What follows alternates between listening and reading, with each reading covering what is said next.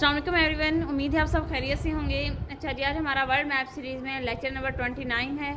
आज हम डिस्कस करने जा रहे हैं पूरे एशिया के मैप को। तो आज हम देखेंगे एशियन कंट्रीज़ को और वो कहाँ कहाँ पे एग्जिस्ट करते हैं। इसके अलावा कौन कौन से कंट्रीज़ लैंड लॉक्ड हैं, किन कंट्रीज़ के साथ वाटर बॉडीज़ हैं, कौन सी कंट्री जो है वो किस कंट्री के साथ अपना बॉर्डर शेयर करता है। तो ये छोटी छोटी चीज़ें हैं। आई mean to say I want to discuss with you the most important topic about geography of South Asia. तो हम साउथ एशिया के बारे में देखेंगे छोटी छोटी चीज़ें, और जिससे हमारा वन पेपर क्लियर होगा। ना सिर्फ वन पेपर हमारा, बल्कि ये हमें CSS PMS current and Pakistan affairs में भी हेल्प आउट करेगा। तो चलिए जी, स्टार्ट करते हैं। सबसे पहले अपना लेक्चर स्टार्ट करने से पहले मैं एक और चीज़ आपसे डिस्कस करना चाहती हूँ कि जिन स्टूडेंट्स को इंटरेस्ट है मैप्स ड्रा करने में, क्योंकि तकरीबन अब तक हम अपने 20 से 25 मैप्स ड्रा कर चुके हैं और अभी बहुत सारे भी रहते हैं जो हमने डिस्कस करने हैं, जो ड्रा करने हैं। जो स्टूडेंट्स लाइव अपने मैप ड्रा करना सीखना चाहते हैं वो हमारा सेशन ज्वाइन कर सकते हैं। और सेशन की ज्वाइनिंग के लिए आप हमारा व्हाट्सएप ग्रुप है जिसका लिंक बायो में है, आप वहाँ से हमारा व्हाट्सएप ग्रुप ज्वाइन कर सकते हैं और उसके बाद लाइव जो है वो सेशन लेके मैप सीख सकते हैं। चलिए जी, स्टार्ट करते हैं। सबसे पहले हम मैप ड्रा कर हमने ऑलरेडी किया हुआ है, मैं यहाँ पे इंडिकेट करूँगी, क्योंकि अगर हम मैप ड्रा करने बैठ गए तो उसमें बहुत ज़्यादा टाइम कंज्यूमिंग होगा। आई मीन टू से मतलब चीज़ें ही समझानी हैं। तो ऑलरेडी मैंने मैप बनाया है, मैप बना के सामने रखा है। तो सबसे पहले हम आएंगे अपने पाकिस्तान की तरफ, क्योंकि हमने अपना जो पॉइंट है, स्टार्टिंग पॉइंट हमने बनाना है पाकिस्तान को। एक्चुअल में पाकिस्तान जो है वो ईस्टर्न कंट्री है। पाकिस्तान, ये देखें यहाँ पे पाकिस्तान है। पाकिस्तान अपना वेस्टर्न बॉर्डर शेयर करता है। वेस्टर्न साइड पे हमारे पास है अफ़गानिस्तान, ठीक है। यहाँ पे देखिए ये पाकिस्तान है यहाँ पे, और यहाँ इसके बिल्कुल साथ यहाँ पे कौन सा कंट्री है, ये है अफ़गानिस्तान, ठीक है। अफ़गानिस्तान हमारे वेस्ट में है और वेस्ट में तकरीबन 70% बॉर्डर जो हमारे साथ शेयर करता है अफ़गानिस्तान करता है। फिर अफ़गानिस्तान के बिल्कुल नीचे आ जाए तो ईरान, यानी कि 30% वेस्टर्न बॉर्डर का तकरीबन 30% जो बॉर्डर हमारा शेयर कौन करता है, ईरान करता है, ठीक है। फिर ईरान से ज़रा ऊपर जाएंगे तो तुर्कमानिस्तान है। तुर्कमानिस्तान से ज़रा ऊपर हम जाएंगे तो ताजिकिस्तान। फिर उसके बाद ताजिकिस्तान बेसिकली किर्गिस्तान के साथ जुड़ा हुआ है और अफ़गानिस्तान के साथ उसका बॉर्डर अटैच है, ठीक है। यहाँ पे आप आएंगे ताजिकिस्तान से ऊपर तो कजाकिस्तान है, और उसके बाद है हमारे पास यहाँ पे ये सारे जो कंट्रीज़ हैं ये क्या कहलाएंगे, सेंट्रल रिपब्लिक्स कहलाएंगे, सेंट्रल एशियन रिपब्लिक्स कहलाएंगे। CARs हम इनको कहते हैं इन कंट्रीज़ को, ठीक है। अगर हम थोड़ा ईस्ट में आएँ तो ईस्ट में हमारे पास एक कंट्री है जो कि सुपर पावर बनने जा रहा है, सेकंड मोस्ट पावरफुल इकोनॉमी है दुनिया की, चाइना है हमारे पास। चाइना की अगर हम बात करें तो चाइना बॉर्डर शेयर करता है किर्गिस्तान से लेके, इसका बॉर्डर चलता हुआ हमारे पास आता है कहाँ तक, यहाँ वियतनाम तक। ये सारा के सारा रीजन जो है वो चाइना का है। फिर चाइना के बिल्कुल हम नॉर्थ में जाएंगे तो एक मंगोलिया है। ये PPSC का क्वेश्चन भी आया था कि चाइना के साथ सबसे ज़्यादा बॉर्डर शेयर करने वाला कंट्री कौन सा है, तो मंगोलिया है, ठीक है। चाइना के ऊपर एक मंगोलिया है, ठीक है।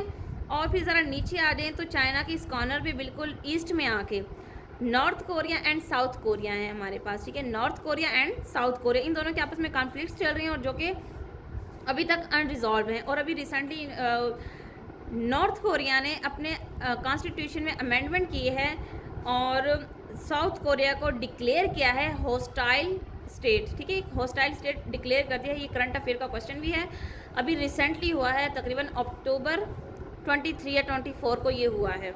अच्छा जी, उससे ज़रा हम नीचे आ रहे हैं, ये सारा वाटर बॉडी है हमारे पास, ये सारा हमारे पास ओशन है, और यहाँ पे ये ताइवान है। अच्छा जी, ताइवान के बारे में थोड़ा आप सुन लें। यहाँ पे ताइवान जो है बेसिकली ये चाइना का हिस्सा है, ठीक है। ताइवान क्लेम करता है कि वो एक इंडिपेंडेंट स्टेट है और वो अलग वो अपना वजूद चाहती है, जबकि हम दुनिया के किसी भी लॉ को पढ़ लें, कोई भी इंटरनेशनल लॉ पढ़ लें, कोई भी इंटरनेशनल लेवल का लॉ जो है वो डिक्लेयर नहीं करता ताइवान जो वो एक सॉवरन स्टेट है, वो एक अलग स्टेट है। क्यों? क्योंकि वो चाइना का हिस्सा है। यही वजह है कि इन दोनों के दरमियान कॉन्फ्लिक्ट्स चल रहे हैं जो कि अभी तक अनरिजॉल्व हैं, ठीक है। अच्छा जी, उसके बाद यहाँ पे ज़रा हम आएंगे मज़ीद थोड़ा और ईस्ट की तरफ आएंगे, ईस्टर्न साइड पे चाइना की। तो यहाँ पे दो कंट्रीज़ और हैं, ये हांगकांग और दूसरा मैकाओ। अब इन दो कंट्रीज़ को आपने समझना है। ये हमारे पास है हांगकांग, ठीक है, ये हांगकांग, यहाँ पे आप क्लियरली देख लें, हांगकांग है यहाँ पे, और ये मैकाओ है, मैकाओ जो कंट्री है। अब ये जो 2 स्टेट्स हैं, ये 2 स्टेट्स हैं, इनको हम इंडिपेंडेंट कह भी सकते हैं, नहीं भी कह सकते। इनकी अपनी करेंसी है, अपना कैपिटल है, अपना इनका एक पॉलिटिकल सिस्टम है। बट एक ट्रीटी साइन हुई थी 1999 में हुई थी, एक ट्रीटी साइन हुई थी। उस ट्रीटी के अकॉर्डिंग ये दोनों जो स्टेट्स हैं 50 साल तक एक इंडिपेंडेंट स्टेट की तरह अपना वर्क करेंगे, और आफ्टर 50 ईयर्स ये दोबारा मर्ज हो जाएंगी चाइना के अंदर, ठीक है। तो ये एग्रीमेंट हुआ था, हांगकांग का एग्रीमेंट 50 साल के लिए हुआ था, ये ख़त्म होगा 2027 के अंदर जाके। और अगर हम बात करें मैकाओ की, तो मैकाओ का जो एग्रीमेंट है वो कब जाके ख़त्म होगा, 2049 के अंदर, ठीक है। यहाँ पे एक कंसेप्ट है बड़ा बेसिक सा जो मैं आपको बताना चाहती थी, वो मैंने आपको क्लियर कर दिया। फिर अगेन हम जाएंगे अपने वेस्टर्न साइड पे, ठीक है। वेस्टर्न साइड पे आप आ जाएं तो ईरान है, और ईरान के साथ हमारा इंडियन ओशन ऑब्वियसली पाकिस्तान भी शेयर करता है, और साथ में हमारा ईरान भी है। ये सारा इंडियन ओशन है, ये जो वाटर बॉडीज़ है ये इंडियन ओशन है। उसके इस पार अगर हम आ जाएँ तो हमारे पास सबसे पहले ईरान के साथ बॉर्डर शेयर करता हुआ इराक है, सीरिया है, उसके साथ इसराइल है, फिर पैलेस्टाइन है, गाज़ा स्ट्रिप है उसके पास, और ये सबसे बड़ी जो स्टेट है ये सऊदी अरेबिया है, ठीक है। फिर पानी के साथ साथ कुछ छोटी छोटी स्टेट्स भी हैं, कंट्री हैं, लाइक बहरीन, यहाँ पे ये बहरीन है, ठीक है, इंडियन ओशन के साथ बिल्कुल। फिर कतर है, उसके बाद यूएई, ठीक है। फिर यहाँ पे गल्फ़ वगैरह हमने पहले अपने ऑलरेडी लेक्चर में डिस्कस कर लिए थे। यहाँ पे आपको ये जो गल्फ़ हैं, स्ट्रेट्स हैं, ये जो चीज़ें, ये आपको हमारे एक और लेक्चर में उनको इन डिटेल जाकर डिस्कस कर लिया था। अच्छा, हमारे पास यहाँ पे ओमान है और ये यमन है, ये सारे मिडल ईस्टर्न कंट्रीज़ हैं, ठीक है। ये सारे मिडल ईस्टर्न कंट्रीज़ हैं एक्सेप्ट इसराइल, ठीक है। इसराइल जो है मिडल ईस्टर्न कंट्रीज़ में नहीं आता। अब यहाँ पे क्वेश्चन आता है टर्की। टर्की का नाम पहले तुर्की था, अब उसको टर्की बना दिया गया, उसकी स्पेलिंग चेंज कर दी, प्रोनाउंसिएशन उसकी थोड़ी चेंज कर दी गई है। अब टर्की के बारे में कहा जाता है कि टर्की जो है वो हाफ यूरोप के अंदर है, हाफ एशिया के अंदर। तो यहाँ पे भी पीपीएससी हमेशा इस तरह के क्वेश्चन बड़ी इंटरेस्टेड होती है इस तरह के क्वेश्चन पूछने में। तो पीपीएससी क्या करती है, वो इस तरह के क्वेश्चन करती है, रिटोरिक क्वेश्चन जिनमें ज़रा सी कॉन्फ्लिक्ट हो। तो क्या कहते हैं, टर्की का अगर हम बात करें ओनली 3% टर्की का यूरोप के अंदर है, बाकी 97% कहाँ पे है, एशिया के अंदर है। तो यहाँ पे भी एक क्वेश्चन यहाँ पे सॉल्व होता है, क्यूरी आपकी सॉल्व हुई है।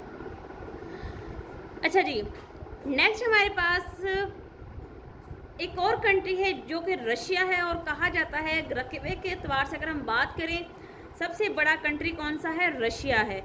तो रशिया हमारे पास यहाँ से स्टार्ट होता है, जॉर्जिया से स्टार्ट होता है, और टर्की के बिल्कुल ऊपर से ये सारा यहाँ से ये सारा का सारा रीजन, मेरे पास प्लेस कम थी तो ये सारा का रीजन यहाँ से लेके यहाँ, और यहाँ पे आके रशिया नॉर्थ कोरिया के साथ ख़त्म होता है, और ये सारा इलाका क्या कहलाता है, ये रशिया है। अब रशिया के बारे में भी कहा जाता है कि रशिया जो है हाफ एशिया में है, हाफ यूरोप के अंदर है। तो ऐसा नहीं है। रशिया का अगर हम बात करें उसके एरिया की, तो 77% रशिया कहाँ पे है, एशिया के अंदर है, और ओनली 23% यूरोप के अंदर है। बट इसे एक यूरोपियन कंट्री कहा जाता है। क्यों कहा जाता है, यहाँ भी इस बात को समझने की कोशिश कीजिएगा। रशिया में जो उसकी पॉपुलेशन है 77% एशिया के अंदर रकबा है, तो वहाँ पे ओनली 20% लोग रहते हैं। जबकि अगर हम बात करें उसके यूरोप वाली साइड की, तो वहाँ पे ओनली 23% एरिया में 80% पॉपुलेशन है। तो जितनी पॉपुलेशन होगी फिर वहाँ उनका कैपिटल भी है मॉस्को, और एक सबसे बड़ी सेंट पीटर्सबर्ग उनकी एक स्टेट है। तो ये जो मोस्ट इम्पोर्टेंट चीज़ें हैं वो कहाँ पे हैं, वो यूरोप के अंदर हैं। यही वजह है कि इसे यूरोपियन कंट्री कहा जाता है। अब यहाँ पे एक और क्वेश्चन राइज होता है कि वेस्ट एशिया कौन सा है, वेस्ट एशिया यानी कि मिडल ईस्ट कौन सा है। पाकिस्तान के यहाँ से आप स्टार्ट होते जाएँ, ये अफ़गानिस्तान को टच करता हुआ किर्गिस्तान के पास से गुजरता हुआ ये सारा के सारा रीजन क्या है, साउथ एशिया है, यानी कि मिडल ईस्ट है। CAR कंट्रीज़ भी इसी के अंदर इंक्लूडेड हैं, ठीक है। उसके बाद अगर हम बात करें साउथ एशिया, यानी कि जिसमें वो 8 कंट्रीज आते हैं जो सार्क मेंबरान भी हैं, Pakistan, Nepal, Bhutan, India, Bangladesh, Maldives and Sri Lanka, India. ये सारे कंट्री साउथ एशिया के सार्क कंट्रीज़ हैं और ये 8 हैं। ये सारा का सारा रीजन जो है ये मैंने देखिए डॉटेड लाइन के साथ इसको डिक्लेयर कर दिया है। ये रीजन क्या है? ये हमारे पास साउथ एशिया है, ठीक है। अगर हम बात करें इस वाले रीजन की तो ये हमारे पास क्या है? ये फार ईस्ट एशिया है, यानी कि इसमें टोटल कंट्रीज कितने हैं? 5 कंट्रीज हैं। जब हम इंडिया का मैप देखेंगे, पाकिस्तान के ईस्ट में क्या है? इंडिया है हमारे पास। इंडिया के बिल्कुल ऊपर नेपाल है। नेपाल में कौन सी माउंटेन रेंज है? हिमालयन माउंटेन रेंज है, जहाँ से हमारे दरिया स्टार्ट होते हैं। हिमाचल प्रदेश और हिमाचल प्रदेश से आगे ये हमने सारा अपना डिस्कस हम ऑलरेडी कर चुके हैं अपने मैप के अंदर, ठीक है। नेपाल है, नेपाल में तिब्बत है, तिब्बत जिस पे चाइना का उस पर है। तो उसके बाद साथ ही हमारे पास एक छोटी सी स्टेट है भूटान। भूटान के बाद बांग्लादेश है, जिसे ईस्ट पाकिस्तान भी कहा जाता था, जो कि पाकिस्तान से 1971 के अंदर अलग होता है और एक अलग कंट्री बन जाता है। बांग्लादेश है। फिर बांग्लादेश से लेके यहाँ एक लंबी सी स्टेट जा रही है जिसे हम क्या बोलेंगे? म्यांमार। इसका प्रीवियस नाम क्या है? बर्मा। अच्छा, यहाँ पे एक और चीज़ देख लें, ईरान का प्रीवियस नाम अगर हम बात करें तो वो पर्शिया था, ठीक है। ईरान का पुराना नाम क्या था? पर्शिया था, और म्यांमार का नाम क्या था? बर्मा। और एक्चुअल में जो म्यांमार था इसने इंडिपेंडेंस हासिल की थी इंडिया से। उसके बाद बर्मा के बिल्कुल ऊपर अगर हम बात करें तो थाईलैंड है, और थाईलैंड के ऊपर थाईलैंड के ऊपर और वियतनाम से नीचे एक कंट्री है दरमियान में, ये देखें, आप देख सकते हैं ये कंट्री, ये लाओस कंट्री है, ठीक है। क्या कंट्री है? Laos country. उसके बाद लाओस के नीचे हम बिल्कुल देखें तो कोलंबिया है, और कोलंबिया के साथ मलेशिया, और मलेशिया से ये छोटा सा ये क्या है? सिंगापुर है, ठीक है। ये सारा मलेशिया का रीजन है। ये भी मलेशिया है। मलेशिया आपको पता है दो आइलैंड्स हैं, छोटे छोटे आइलैंड्स हैं, और मलेशिया का एक पूरा मैप हमने डिस्कस किया हुआ है ऑलरेडी। उसके बाद हमारे पास ज़रा ऊपर आएँ तो ये फिलिपाइन है हमारे पास। फिलिपाइन के साथ इंडोनेशिया है, छोटे छोटे इसके हमारे पास क्या हैं? ये आइलैंड्स हैं, ठीक है। बात अगर हम करें श्रीलंका की तो ये सार्क कंट्री है। श्रीलंका क्या है? इंडिया के बिल्कुल नीचे है, एक छोटा सा आइलैंड है, और इसे हम कह सकते हैं टीयर ऑफ इंडिया। इसे टीयर ऑफ इंडिया भी कहा जाता है। इसके साथ एक और छोटा सा आइलैंड है जिसे हम कहते हैं मालदीव। तो ये सारा के सारा रीजन है हमारा, ये सारा रीजन हमारा क्या है? साउथ एशिया या फिर एशियन कॉन्टिनेंट है।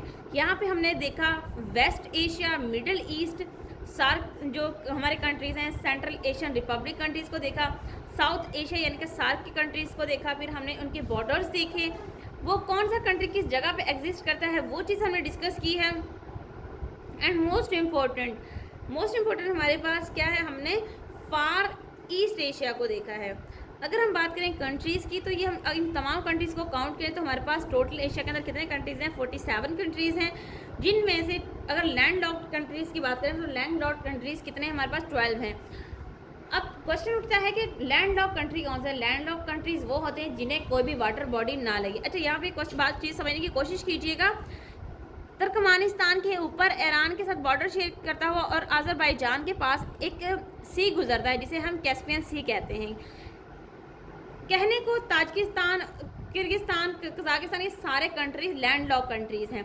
तो इनके पास से तो सी गुजर रहा है, फिर ये लैंड लॉक कंट्रीज़ क्या हैं? तो इसका बहुत ही प्रोमिनेंट सा आंसर है, जो country international trade other countries के साथ ना कर सके वो लैंड लॉक कंट्रीज़ हैं।